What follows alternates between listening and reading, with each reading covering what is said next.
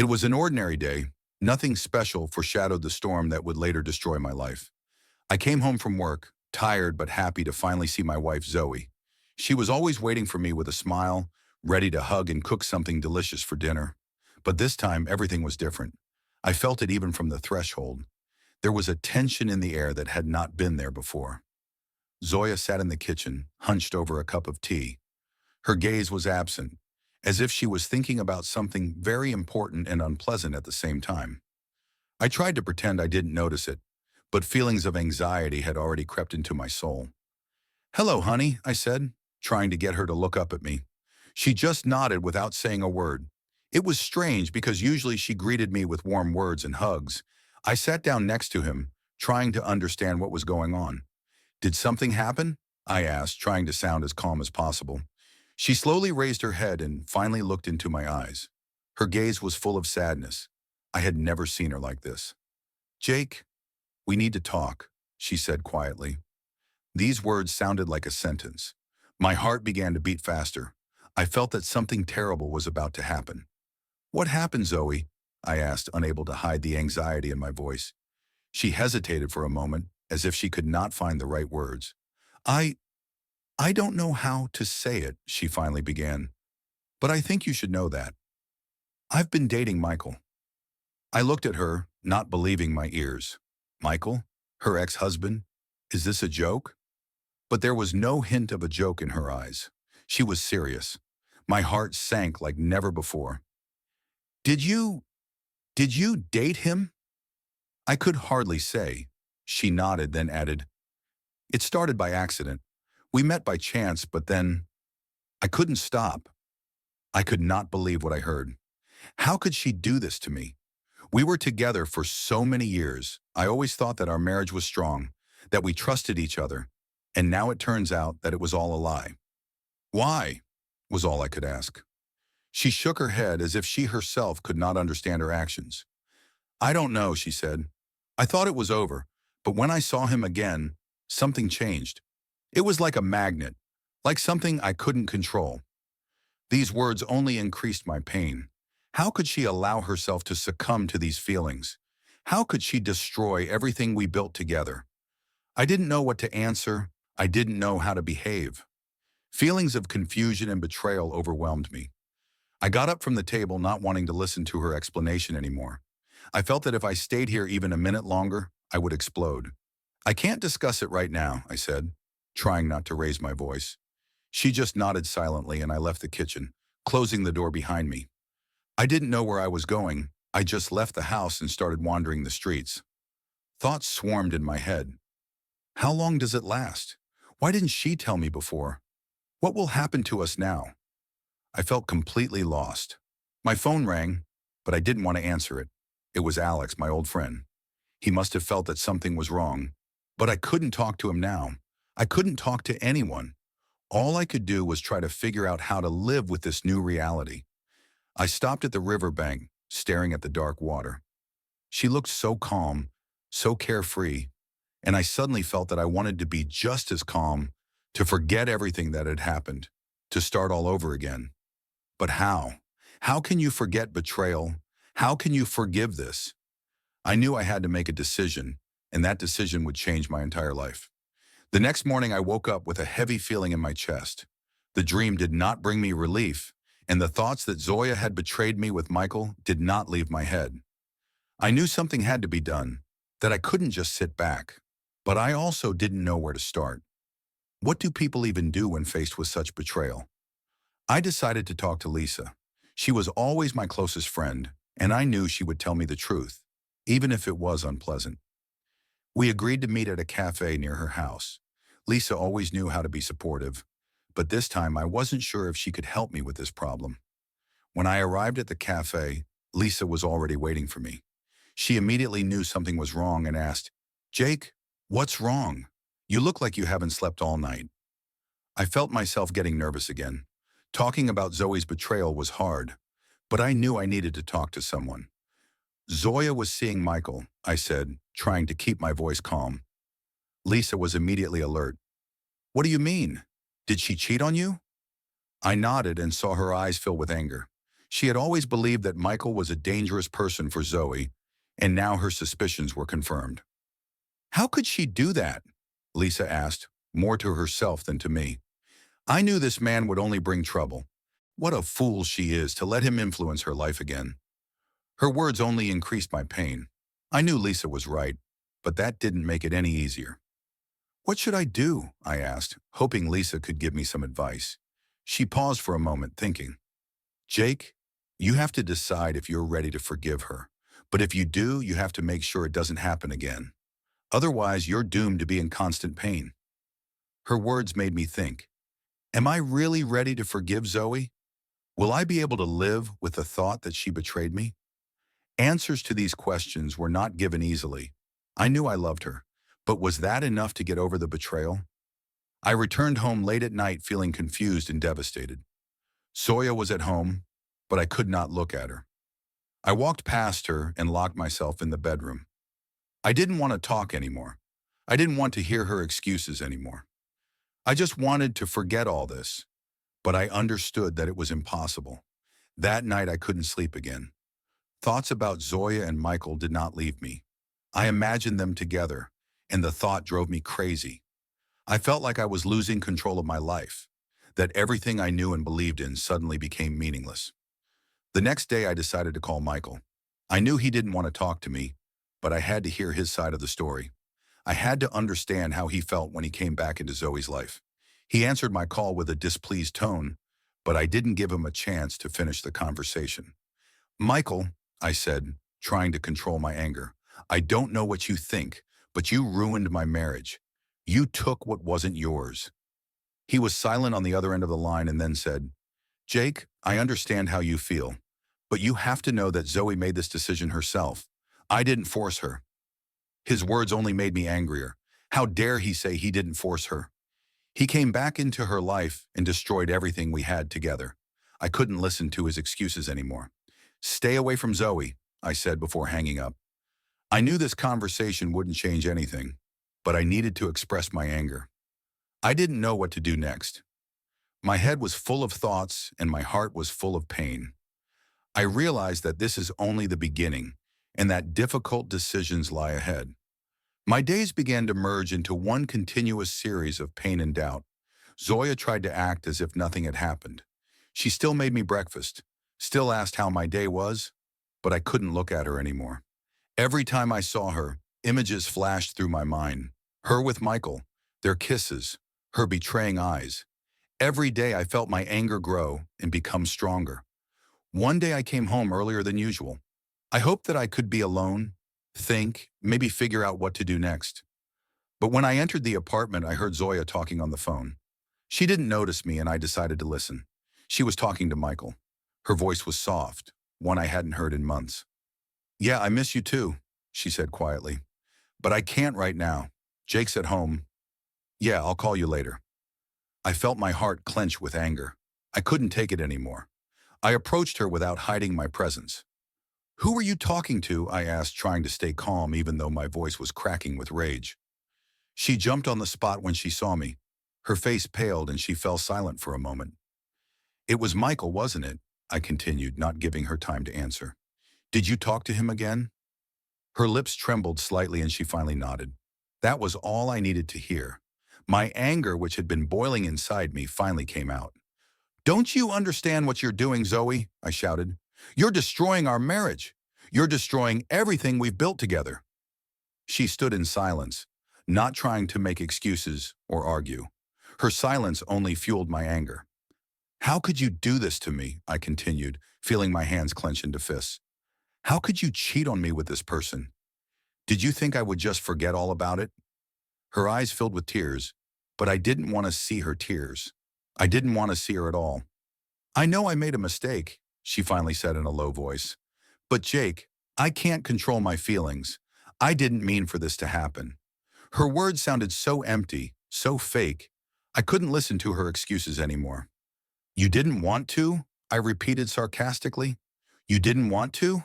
Then why do you keep seeing him again and again? Why do you cheat on me again and again? It's not a mistake, Zoe. It's a choice. Her tears started streaming down her face, but I felt no pity. I felt only anger and betrayal. I don't know what to do, she said, covering her face with her hands. I messed up, Jake. I didn't mean to hurt you. But her words no longer mattered to me. I turned and went to the bedroom, closing the door behind me. I couldn't be near her anymore. I lay on my bed staring at the ceiling and felt my anger slowly turn to despair. What did I do wrong? How could I let things get this far? I always thought that I was a good man, that I did everything right, but now it all seemed like a lie. That night I could not sleep. Thoughts about Zoya and Michael did not leave me. I imagined them together, and the thought drove me crazy. I felt like I was losing control of my life, that everything I knew and believed in suddenly became meaningless. The next day I decided I had to act. I can't just sit back and wait for things to work themselves out. I called the lawyer and made an appointment. I needed to understand what my options were. I needed to find out what I could do to protect myself. When I met with the lawyer, he asked me what I wanted. I want a divorce, I said without hesitation. I can no longer live with the person who betrayed me. He nodded and began to explain the process to me. It was more difficult than I thought, but I knew it was what I needed. I returned home late at night, feeling devastated but also determined. Zoya was waiting for me in the kitchen. She looked so tired, so depressed, but I couldn't sympathize with her more. We need to talk, I said, sitting across from her. She looked at me with her big sad eyes, and I felt my heart soften a little. But I could not afford to be soft. I was seeing a lawyer, I continued. I think we should break up. She listened to me in silence, her eyes filled with tears. Jake, please don't do this, she whispered. Give me another chance. I know I made a mistake, but I can make it right. But her words sounded empty. I knew I couldn't trust her anymore. I can't live like this anymore, I said, trying not to let my emotions get the better of me. I can't live with the thought of you loving another man. It's killing me. She cried again, but I remained firm. I love you, she finally said, but I couldn't believe her anymore. I got up and left the kitchen, leaving her alone with my tears. It hurt, but I knew it was the right decision. I couldn't live a lie anymore. Several days after our conversation passed in a blur, I was trying to avoid Zoe, and she seemed to be trying to maintain a semblance of normalcy. She was still going to work, doing housework, but I could see that she looked devastated. Perhaps the realization that her actions had led to this state of affairs was finally beginning to sink into her mind. One evening she came up to me while I was sitting in the living room. Her face was pale, her eyes were red from tears. Jake, we need to talk, she said. I nodded, though I wasn't sure I wanted to listen to her explanation again. She sat opposite me and started talking. I know I betrayed you, she said, and I understand that you have every right to hate me, but I want you to know that I never meant it. I was confused. When I met Michael again, all these old feelings that I thought I had forgotten suddenly returned. I listened to her, trying not to show my emotions. I've heard it before. You always knew he was trouble, I said. You told me yourself that you wanted to put him in the past. Why did you let him affect your life again? She shook her head as if trying to find answers to her own questions. I don't know, she finally said. I thought I was stronger than that. But when I saw him, something changed. I can't explain it. Her words caused a wave of anger in me. Can't you explain it? I said sarcastically. Is that the best you can come up with? You ruined our marriage because of someone you can't even understand? She bowed her head and I saw her shoulders shake with tears. I know that's no excuse, she said through tears, but I want you to know that I really loved you. I still love you, and I'll do anything to make it right. I would like to believe her. I would like to believe that she really loves me, that she is ready to change. But I couldn't trust her anymore. I felt that there was an unbridgeable gulf between us. It's not that simple, Zoe, I said, trying to stay calm. You betrayed me, and I'm not sure I'll ever be able to forgive you. She nodded softly, wiping away her tears. I understand, she said, but I will not give up. I will fight for us. Her words sounded decisive, but I couldn't shake the feeling that it was already over. We sat in silence, each immersed in his own thoughts. I knew that there were still many difficulties ahead, that the divorce was only the beginning. But I also knew that I had to protect myself, that I couldn't let her hurt me again. That night I decided I would go all the way. I will file for divorce and we will go our separate ways. Maybe someday I can forgive her, but not now. Not while my pain is so fresh. After our last conversation with Zoya, I realized that our marriage had reached the point of no return. I filed for divorce. I wasn't sure it was what I wanted, but I knew I couldn't live with lies and betrayal anymore. This step was difficult, but necessary for my own peace of mind. The divorce process was confusing and painful. We discussed the terms of how to divide our joint wealth, decided who would stay in our joint apartment. These were unbearable conversations, and each one only deepened our disagreement.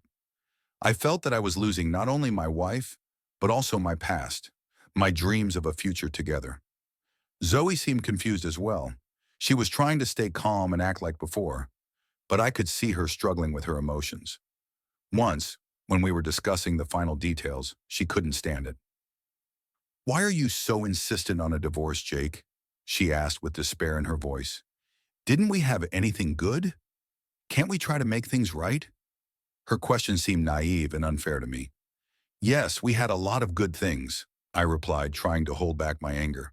"But it all came crashing down when you decided to go back to Michael. You made a choice, Zoe, and now we're reaping the consequences." She paused as if considering my words. "I understand," she finally said, "but I still love you, Jake. I know I made a mistake, but I don't want to lose you." Her confession caused me mixed feelings. A part of me still loved her, wanted to believe that she could change, but another part understood that trust had been broken and it was hard to fix. "Love isn't always enough," I said quietly. "Without trust, love has no meaning." Zoya sighed quietly and looked away. Perhaps, for the first time in a long time, she understood that we had lost more than just our marriage. We lost our faith in each other, our hope for a common future. The realization was painful, and I could see it in her eyes. That evening, I decided to meet Alex to talk. He was always there when I needed to talk. When I arrived at his house, he was already waiting for me with a bottle of beer and a sad expression on his face. "You made a tough choice," he said as I sat down next to him on his porch. "But sometimes there are no easy decisions, and you have to do what's best for you." I nodded, feeling the tension that had been building up in me for the past few weeks finally begin to subside. "I know," I said, "but that doesn't make it any easier." Alex poured me a beer and we started talking about everything that happened. I told him how I felt cheated and betrayed, how I couldn't trust Zoe anymore, even though a part of me still loved her. He listened to me attentively, sometimes nodding but not interrupting. "You have a right to your feelings," he finally said. "You have a right to be angry and hurt. But you also have a right to find your happiness. If you can't find it with Zoe, then you have to move on." His words were simple, but they had meaning. I realized that I really didn't want to stay in this state of pain and uncertainty. I want to find peace. I want to move on.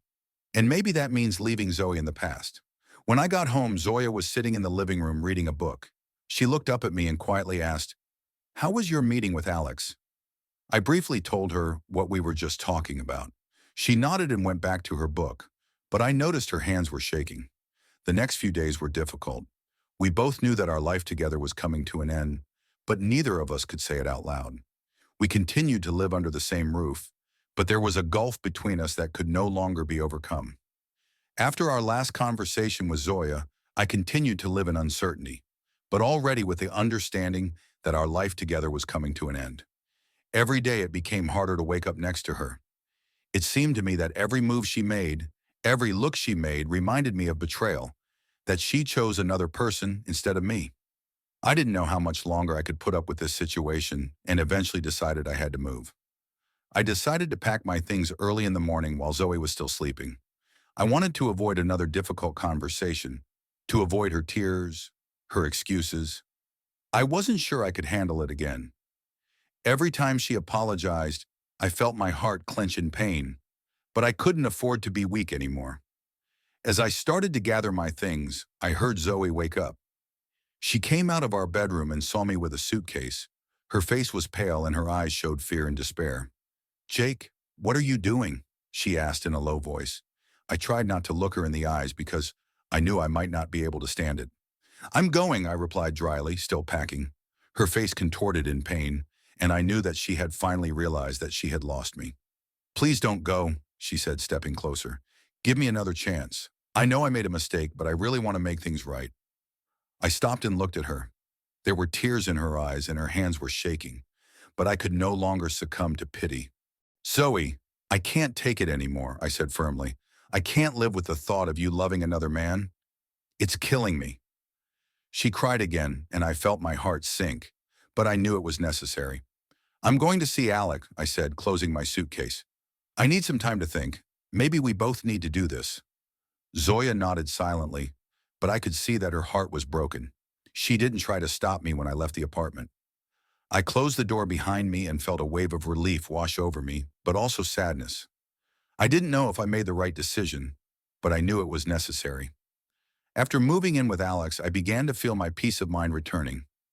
He supported me and helped me through this difficult time. We often talked about life, about the future, about what I can do to find my happiness again. One evening as we sat on his porch, Alex said, "You know, Jake, sometimes we have to let go of the past to find something new. Maybe this is your chance to find your true happiness." His words made me think. Maybe he's right. Maybe I need to let Zoe go and move on. I didn't know what the future held for me, but I was ready for it. I knew the road to healing would be long and hard, but I was ready to face it head on. I began to spend more time with friends. I returned to my old hobbies for which there was not enough time before. I began to feel how my life is gradually changing, how I am starting to find joy in the little things again. Maybe for the first time in a long time, I felt alive. But even with all these changes, a part of me was still attached to Zoe. I wanted to understand why everything happened the way it did, and if we had any chance. I knew I had to move on, but I couldn't shake the thought that maybe we could still make things right. It's been a few weeks since I moved in with Alex. I tried to find my own way, but my feelings for Zoe never disappeared. They still burned in my heart like an unquenchable fire, like the shadow of the past that haunted me at every step. One day Zoya called me. Her voice sounded calm, but I could sense that she was struggling with emotions. "Jake, we need to meet," she said. "I want to talk about our future." I hesitated but finally agreed. We met in a cafe where we often went together in our happy days. This place reminded me of all the moments we spent together, our conversations, our plans for the future. I felt a wave of nostalgia when I walked into the cafe and saw her. She looked tired and depressed, but she tried to look confident. "Thanks for coming," she said as I sat across from her. "I know you probably don't want to hear this, but I have to say it." "What do you want to say?" I asked, trying to remain neutral. I didn't want to show my emotions. I didn't want her to see how much I still loved her. "I understand that we can't go back to the way things were before," she began, "but I want you to know that I am truly sorry for everything that happened. I would like you to forgive me even if we can't stay together." Her words were sincere, and I could feel my anger begin to dissolve. I knew she didn't want it to end the way it did. "I don't know if I can forgive you," I said honestly, "but I'm willing to try. Maybe in time I can do it." She nodded sadly and wiped a tear from her cheek. "I understand," she said, "and I don't expect you to forgive me now. But I want you to know that I will always be grateful for everything we had together." We sat in silence, each immersed in his own thoughts. I realized that this was our last chance to tell each other everything that had accumulated over the years. I felt like I could finally let her go. Not because I don't love her anymore, but because I understand. We need to move on, find our own way. "Zoe," I said, finally breaking the silence, "I don't know what's going to happen next, but I do know one thing. We both deserve to be happy. And if that means we have to live apart, then so be it." She smiled through her tears and nodded. "I agree," she said. "Maybe one day we can be friends, but right now we both need time to heal." Those were the last words we said to each other in that cafe. We hugged goodbye, and I felt the heaviness that had been weighing on me for so long begin to lift. We went our separate ways, knowing that our life together had come to an end, but hoping for a new beginning. After that meeting with Zoya, I realized that our past was behind us. Our paths have diverged, and now it's time to find our own happiness. I knew that new challenges and new opportunities lay ahead. I still felt the pain of the loss, but I was also beginning to feel hopeful for the future. I decided to focus on my life, on my dreams and desires. I returned to my old hobbies, started playing sports again, traveling. I discovered new horizons, new possibilities which I had not even thought about before. I started spending more time with friends and family, discovering new places, new hobbies. One day during one of my travels, I met a woman named Emma. She was bright, cheerful, her laugh filled me with joy, and her eyes shone with sincerity and kindness. We started talking and I felt like I could be happy again. She had her own baggage from the past, her own wounds, but she didn't let them rule her life. She lived in the present and inspired me to do the same. We started spending a lot of time together, walking, laughing, sharing our dreams and plans for the future. I could feel myself opening up to love again, trusting again. Emma knew about my past, about Zoe, but she didn't judge me. She understood that we all make mistakes and that what matters is how we correct them and what we do next. Every day I felt my heart heal, how the pain gradually disappeared, leaving room for new feelings. Emma and I started making our own plans, our own dreams. I realized that I can be happy again, that I can find my place in this world. And although my past with Zoya remained in my heart as a painful memory, I knew that it made me stronger, wiser. I realized that sometimes we have to go through pain to find true happiness. And I was ready for this new chapter of my life. I understood that life goes on, that there are still many unknowns ahead, but I was not afraid. I was ready to face the future with an open heart and hope for the best. Emma has become a true friend and partner for me. We planned new trips together, dreamed of a joint future. She helped me to find myself again, to feel the joy of life again.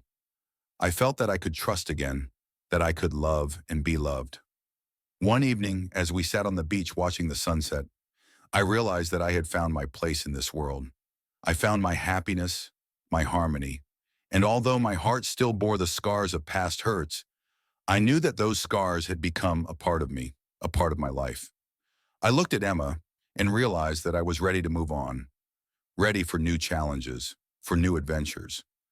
I knew there would be many challenges ahead, but I also knew that with her by my side, I could overcome anything. I felt that I had finally found my true happiness, my true love, and I was ready for this new beginning, this new chapter of my life.